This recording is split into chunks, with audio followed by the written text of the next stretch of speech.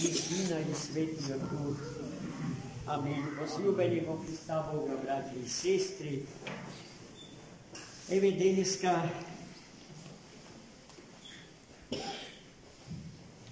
ја празнуваме петтата седмица од празникот на Великиот пост. Утре почнува шестата седмица од постот. И ова недела Светата Црква Божја, тоа многу пати сме го кажале, премудро, без трошка случајност и ненамерност, ја посветува на големата подвижница од Египет Марија,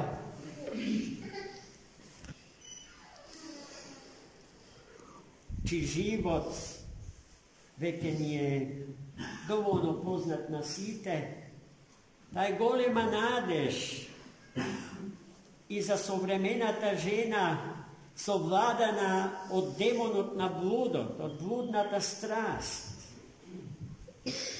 Работница на срамните куќи, на куќите на срамот, бурделите кои што се уште неофицијално постојат надвор од законот, но чекајќи го денот кога ќе го легализираат своето јавно работење, за во тие куќи на срамот најсветата љубов, за која што рековме дека е самиот живот наш, се продава за пари. За волја на вистината треба да се признае дека истата таа улога за родот женски, навасан и совладан од демонот на блудот, ја вршат машки. Имаме и женска и машка проституција. Но Света Марија Египетска е надеж за сите нив, бидејќи нејзиниот живот е живот на позната египетска блудница, која што завела десеттици пребогати египчани, им го упропастила животот, богатството, бракот и семејствата што ги создава. И откако се осозна себе си како таква, имајќи го Христа Господа пред себе си за критериум на сите вредности, испроси од Господа ретко видено покајание. Го остави Египет, ја остави блудната страст за себе си и ја насели египетската пустиња, денешна Сахара. И во неа таа се претвори во најубавиот цвет на пустиња. Мирисен цвет, кој што упатува на Христа Господа, пречист, со возобновена девственост и чистота на телото и душата.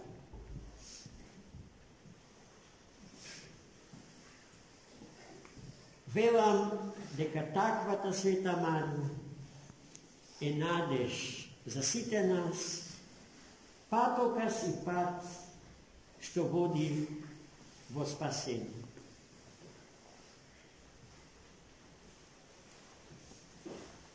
Во денешното Свето Евангелие, напишано од раката на Светиот апостол и евангелист Марко, Христос беше придружуван од своите ученици на пат за Ерусалим. Патувајќи Tamo се употребува дури терминот качување кон Ерусалим. Христос на своите ученици се обиде однапред да им каже што се ќе се случува со него откако ќе стигнат во град. Христос во детали им зборуваше за себе си, за своите страданија, за судот што ќе го снајде, за понижувањата што ќе му ги приреде, исмевањата, тепањата, но и за смртта своја на крстот. Но апостолите сите тоа го слуша без да обрнат поголемо внимание. Слуша и се мислеа дека Христос зборува во символи и дека ништо од тоа не се однесува на него.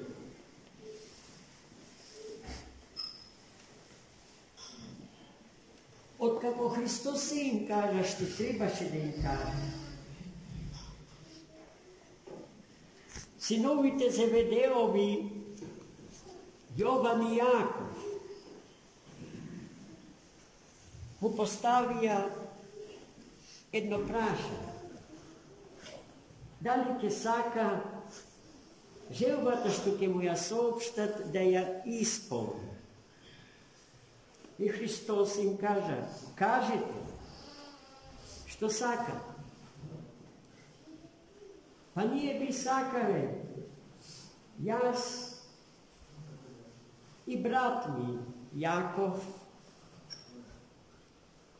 да седнеме еден од твојата десна страна, а другиот од твојата лева страна, во денот кога ќе треба да се премине од овде таму.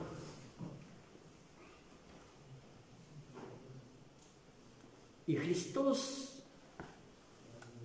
не им кажа дека не може веднаш, туку им кажа дека е претешко тоа да се случи со нив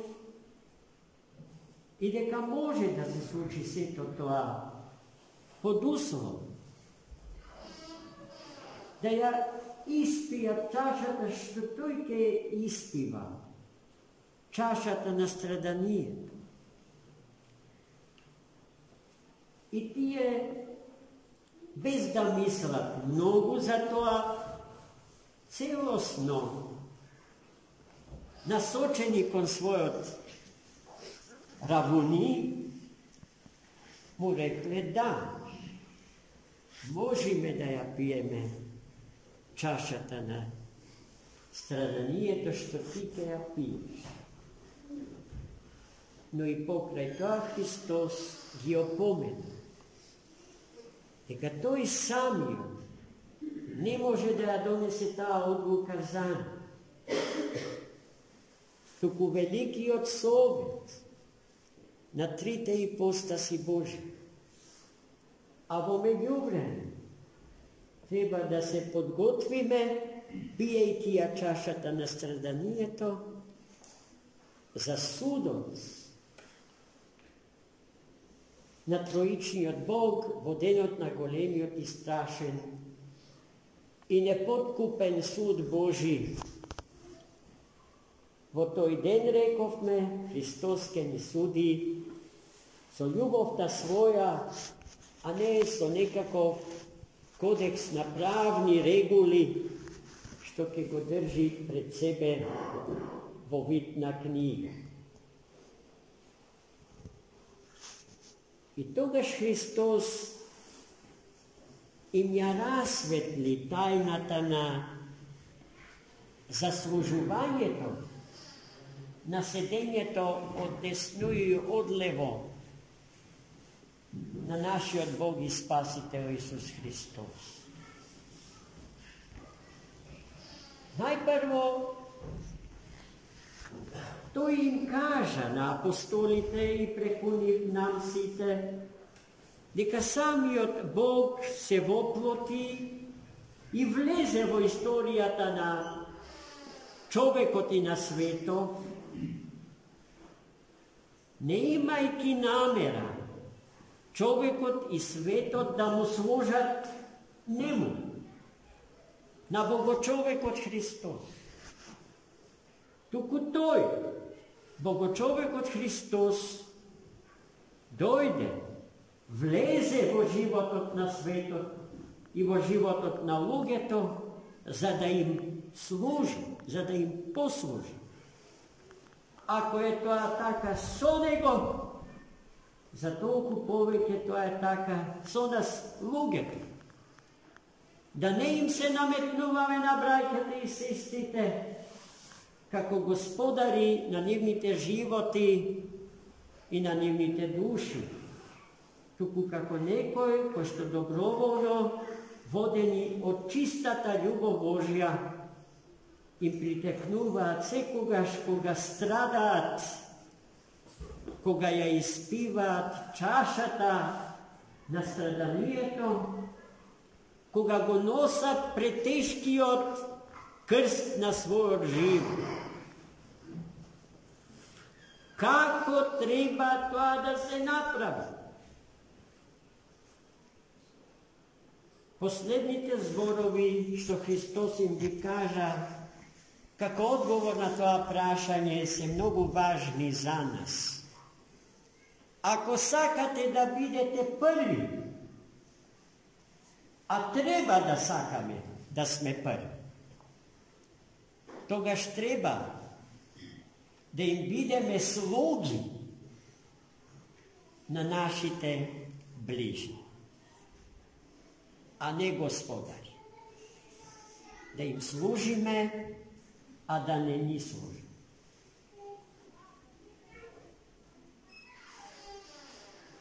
И ако сакате да бидите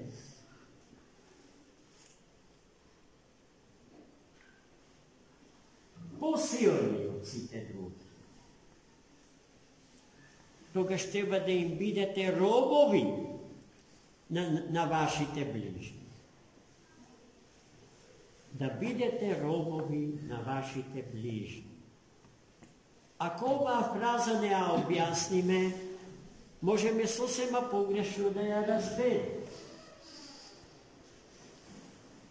Во служењето кон својот ближен да се биде роб негов заради Господ, да се биде роб од чиста љубов, неприсилен, доброволно, слободно, љубов.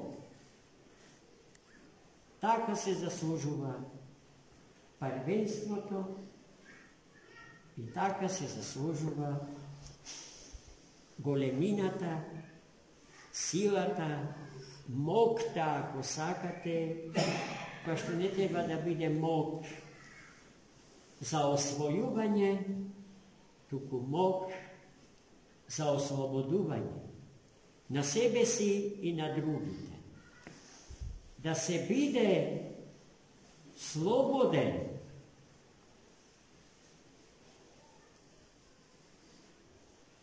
за доброто, слободен за се она што приведува кон вечниот и несмртен живот,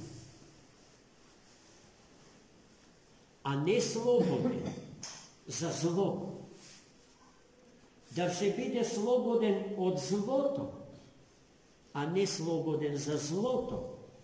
Тоа е пораката што Христос ни ја остави преку најсветите и најмилите негови ученици, чии последователи сме ние, православните христијани.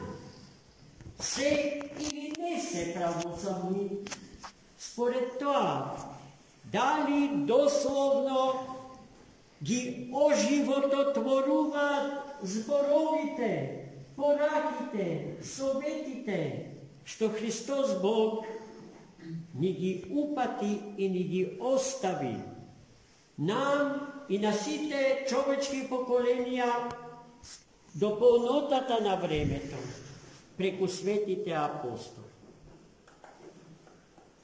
Ако и денеска го живееме исто, и од животот произлезениот збор го зборува истото, што го живееја и што го зборува светите апостоли, учениците Христови, тогаш сме на вистина православни. Во таа смисла православието не е фирма, која што треба да биде означена со неонска реклама, туку самиот живот наш во Христа Господа. Православието е христијанската философија на живење според Богочовекот Христос. Та според тоа, браќа и сестри, сме или не сме православни, а не според тоа кој колку се удира со тупаници во гради, или според тоа кој колку повеќе им се заканува на другите ако не се како нас. Зашто Христос дојде за целото човештво и за сиот свет. И неговиот повик е упатен до сите народи, до сите луѓе, ни сите времења и до целиот свет, во кој што со благослов негов живее, имајќи ја одговорноста за него и за неговото спасение. Амин. За многу.